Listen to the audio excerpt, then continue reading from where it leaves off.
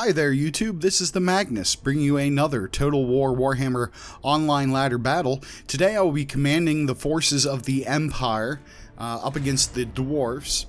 And you'll see I brought 4 swordsmen ranked up, 3 great swords, 2 demigryph knights, an Empire captain on his flying mount, an Empire general on his flying mount, and the brand new Regiment of Renown for the Hellstorm rocket battery, the Sunmaker, which is a particularly interesting piece of artillery because it fires such a large volume of rockets and does so rapidly that you can actually use all of your ammo in a normal length battle, which really allows it to reach its potential, and the Dwarfs are a great target for it. My opponent brings 2 gyrocopters, one with a brimstone gun, one standard. He brings 4 of the dwarf warriors with 2 longbeards mixed in near the flanks. He also has 3 quarrelers, 2 thunderers, a cannon, 1 unit of slayers, and his King Thorgrim Grudgebearer. Now, I generally like to bring the Empire against the Dwarfs because of having an opportunity to use artillery and not having to fear cavalry or flying getting after you. Now, the gyrocopters can fly, but because I have flying of my own and how poor the gyrocopters are in melee combat, they are of little concern to me. My opponent is going to try to make the most of the situation by trying to get his gyrocopters into combat and to get some shots on my generals and whatnot. And I'm generally going to be able to use the general and the Empire captain to keep them at bay, while the Hellstorm rocket battery, known as Sunmaker, is going to have a chance to light the Dwarfs up here. So they're down here in this little ravine, not an advantageous position for them. The Sunmaker is not particularly accurate, but against the Dwarfs, who have a tendency to build these little these little configurations where they're attempting to be very defensive, it does give you an opportunity to hit multiple units with your stray shots. So you'll see here I hit 3 or 4 different units in his army with just one volley. Now, every time I get a little too close, you're going to see his quarrelers and potentially his thunderers get to take some shots here, and so that's going to cause me to pull back. And this kind of dance is going to happen until I actually attack my opponent. But I really see little incentive in myself charging now. Why not take full advantage of this amazing, absolutely amazing artillery that's going to put a hurting on the dwarf line. And the dwarfs, as tanky as they are, they're going to hold up much better than most armies would under this fire, but they're still going to take significant damage and suffer losses, and that's definitely to my advantage. I do believe with this latest patch with the Grim and Grave DLC, the Dwarfs have gotten stronger. The cost reduction was welcome, and the better performance for great weapons has definitely benefited them as well. Now, my opponent's going to start to move up a little bit, but he's not going to, obviously, he's not going to do a charge with the Dwarfs. It would just not benefit him whatsoever. But I'm also going to start to move here very shortly, and I will make a very standard maneuver, work my cavalry back behind him, and there's really not much as a dwarf player that you can do about that, except for adjust defensively. And keeping these slayers in the back is about the best thing he can do. And then of course I'm going to push up my infantry as well, ordering the guys on the wide to come out and potentially be flankers. Because again, with his lack of mobility that all dwarfs face, he's not really going to be able to counter standard maneuvers. Now you'll see here I did catch one of his gyrocopters here with my general and my captain, and they're going to quickly put some pretty good damage on him, and he's going to flee. Meanwhile, the rockets continue to rain down on the dwarfs. It's hard not to feel bad for the little guys. They're taking a pounding. But you'll notice that the casualties that they take is pretty low. They do a pretty good job of surviving the onslaught. Looks like right now 46 kills for my rocket battery, and its ammunition is just about used up. So as the ammunition is getting close to being used up here, you'll see me start to make my advance. Now, the reason why the Empire is dangerous to the Dwarfs, besides as powerful as they are in general, is this kind of artillery barrage. There's really not much the Dwarf player can do due to his lack of mobility. His men do not have significant charge bonuses, 9, 12. It's just not going to get it done. So he's kind of at your mercy in this circumstance. Now, here's the cav maneuver that I talked about, and the infantry line is moving up. Now, you'll notice swordsmen are not something I bring a lot. Great swords, of course, are, because they're fantastic. The swordsmen are here simply because spearmen make no sense against the dwarfs. Why would you want an anti-large unit on the field against the only faction that really can't field anything that's considered large? So I'm playing to, I'm playing against his weaknesses.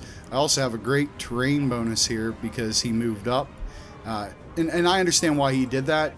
The line of sight from my artillery, but my flyers provided that line of sight, so the artillery really only has to know that there's stuff down there and where to fire, and it will be effective. Maybe not as effective as it would be if it had proper line of sight, but it used all of its ammo, got 63 kills, and as you can see, did considerable damage to several units. So the cav comes in, and they're going to charge right into these thunders and a couple of other units, since they were rather narrow here. And then on the other side, I'm going to make a play for the cannon, because we don't want that firing at my cavalry or much anything else. He's going to pull his slayers over, who are going to be a real problem for my demigryph knights. They are a hard counter for this sort of thing. And my infantry is going to move in and start clashing with his front line as well. He pushes his king out, which intercepts this unit of great swords. Not necessarily a bad thing, but it is going to haunt him a little bit later. I did not do a good job of keeping my demigryph knights out of these slayers, so that's on me, and he does a great job of pounding them down very quickly while I'm microing other units.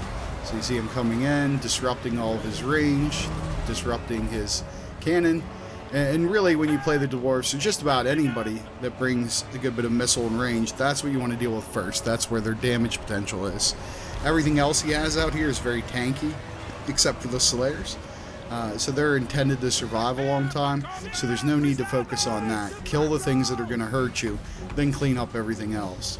So you see I pull in my Empire Captain, General of the Empire, on Thorgrim, and he's a pretty good combatant, but against great swords and these two guys, he's definitely going to meet his match and be in trouble pretty quickly.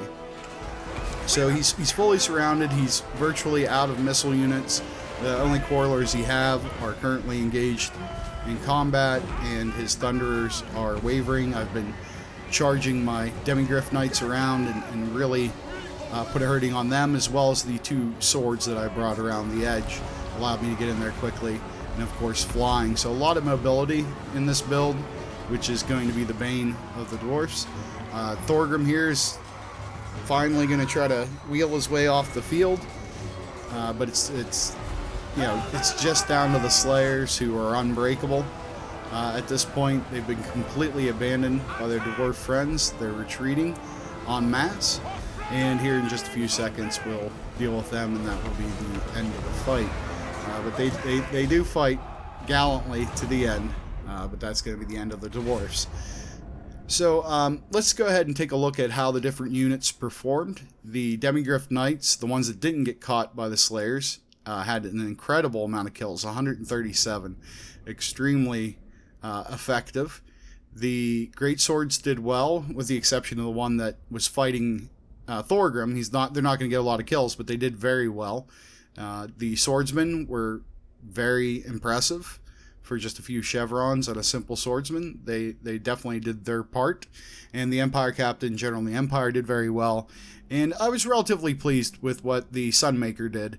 That's not really enough kills to justify its cost, but the fact that I got them before the engagement even began gave my army a huge advantage, because deaths that happen before the battle even happens basically softens up your enemy. So your guys are going in already ahead, and of course there's morale penalties associated with artillery as well. Looking at my opponent's army, his slayers did well, but the Quarrelers, Thunderers, Gyrocopters, Cannon, just how many? 17 kills between a lot of them, and that's over half his army and over half his cost, and it just went horribly for him. The infantry didn't do that great either, and Thorgrim unfortunately wasn't able to do much for him. So the dwarfs going up against the Empire, they're really going to have trouble. This is your toughest matchup beyond a shadow of a doubt as a dwarf player. The answer to it at this point, I got to be honest, I don't know. If you know what you can do as the dwarfs to beat the Empire, I'd be very interested to hear it. But it feels like the Empire is a hard counter to them. The great swords with their armor-piercing anti-infantry are guaranteed gold against the dwarfs. The Demigryph Knights, who are fantastic anti-infantry cavalry, are going to be gold, and artillery in general, which the Empire has in spades, is also going to be a guaranteed success. And flying, well, they don't really have much to deal with that except for the missiles, and once you engage the missiles, they're no longer an issue. So I just want to show this so that dwarf players understand the kind of disadvantage they're at when they see their opponent pick the Empire. And quite frankly, my advice would be, if you're going to play as the dwarfs and your opponent picks the Empire, pick another faction for that battle, because you're simply going to be at a huge disadvantage in the fight. Whereas if you're playing as the Empire against the dwarfs, this build or one like it is going to allow you to exploit all of their weaknesses, all of your strengths, and just like this, really kick the crap out of somebody and win by a sizable margin. Until the next time, this is the Magnus, and remember, if you learned something here, if you liked the video or just enjoyed watching rockets rain down upon the dwarfs, please please subscribe. I'm putting a lot of effort forward here to bring you lots of content, and I want to build a community and do cool things like host tournaments and do giveaways, and we're definitely headed in that direction. I want to thank everybody that's supported me so far. I've only been here a couple of weeks, and I've got, I believe, 68 subscribers, and I'm getting a couple hundred views a day, and I really do appreciate it, and it means a lot. And I think we're going to do a lot of cool things in the future to come. I'm going to bring you a lot more videos. Until then, again, this is the Magnus. Thank you, and take care.